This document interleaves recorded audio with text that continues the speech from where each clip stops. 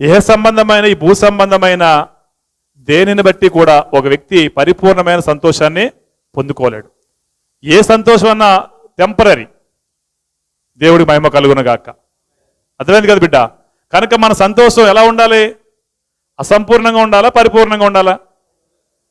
పరిపూర్ణంగా ఉండాలన్న వాళ్ళు చేతులు ఎత్తండి, గట్టిగా వెళ్ళి చెప్పండి.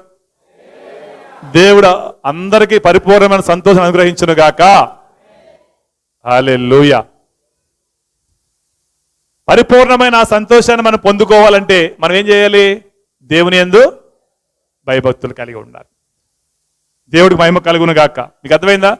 ఎవరైతే దేవుణ్ణి ఆనందింప చేస్తారో, ఎవరిని బట్టి అయితే దేవుడు ఆనందిస్తాడో వారు మాత్రమే పరిపూర్ణమైన సంతోషంలోకి వెళ్ళగలుగుతారు. గుర్తుపెట్టుకోండి.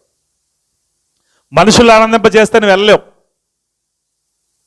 మనుషులను సంతోషింప